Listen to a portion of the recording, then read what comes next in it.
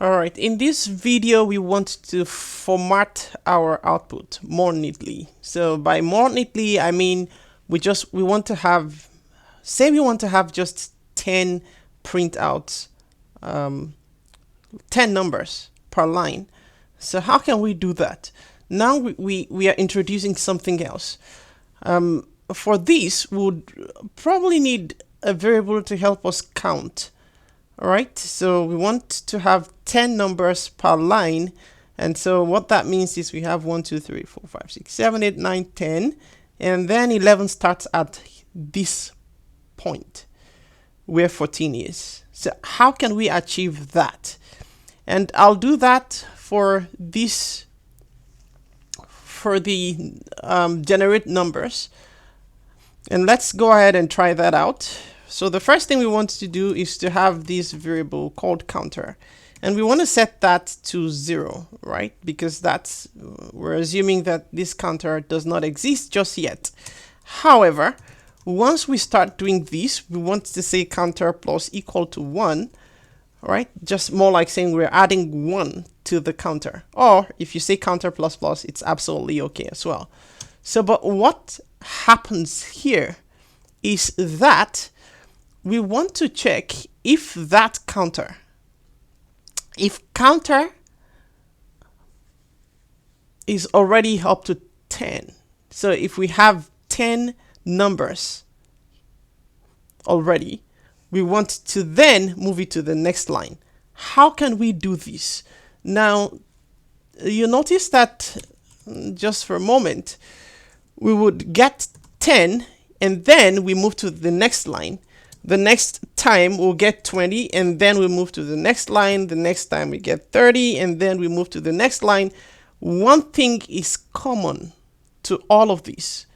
What if we divide this by 10 and then we check if there's a remainder or not?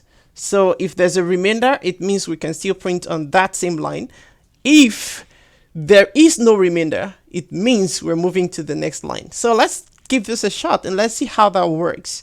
So how about saying if counter, and we want to check if the counter mode 10, if that is equal to 0. And if counter mode 10 is equal to 0, what do we want to do? We just simply want to print out a new line. And so this would just be simply, it's going to be simply as saying output plus equal to, this time around is going to be equal to a new line. So more like saying, hey, move to another line if this condition is true.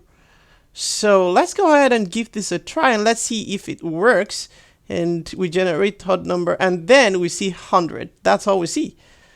So that is not what we want to see, right? So let's go ahead and move this up. Let's move this up. And let's say we want to print this out before we even do anything else. Before we concatenate with this, we already know that this is going to print out in any case. So let's go ahead and try this out and let's see what we get. So I'm going to stop again, run, generate numbers, and we see 0. All right, this program is misbehaving, but what can be wrong with it? What do you think? So this is not the problem, right? Whether I move that there or I place it here, that is not the problem. There is a problem that we seem not to be seeing, and this is one of the beauties of programming. So take a look at what I wrote here on line 10. I have equal to plus. Is that what I meant to do? No. This is the actual thing I wanted to do. So output plus equal. Of course, again, the same idea of saying output equal to output plus, right? Of course, not plus, but concatenation. So if you think of this line, it's more like saying I'm concatenating whatsoever is in the output with a new line. So let's go ahead and try this out now, and that should work for us. And now you see we have 1, 2, 3, 4, 5, 6, 7, 8, 9. But notice that we have 9, not 10. Now, this is where this comes to play. So we want to move this really up. And I'm doing this just to show you a few things that can go wrong in just a very simple application. And don't beat yourself up. It might take some time to really figure out some of these things and how it works. But these are intentional mistakes you can, make just so you understand how everything works. So let's go ahead and let's run this. And now you see that this program is behaving correctly now, even though our printout isn't really giving us a way to see everything on one line. So let's just quickly get to the design, and let's move these to the left, and let's adjust these a little bit and see if we now have enough space to accommodate all our texts.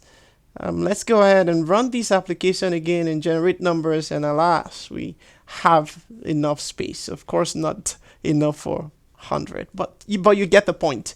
The idea is just now we can format based on a condition. And let me just recap. What did we do? We created a counter. Now, the essence of this counter is to help us count these numbers and to see if we already have 10. And of course, this exact same thing is going to work for this. You don't have to change anything. This doesn't have to become counter equal to 2 plus equal to 2. No.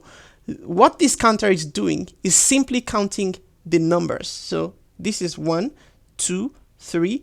And I don't mean 1, 2, 3. I mean, so let me look at 21.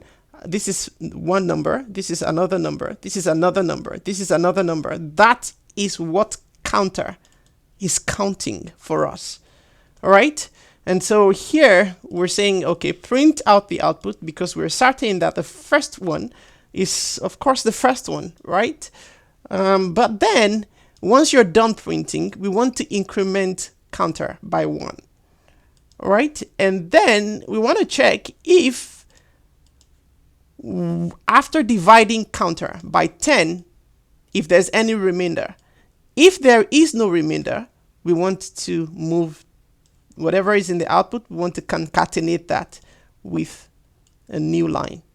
And so that's more like saying we want to move to another line if this condition is true. And we saw that when we move this output down below here, we saw a different kind of behavior. Right, so just play with these things and see how it works. And thanks for watching. I'll see you in another one. Bye for now.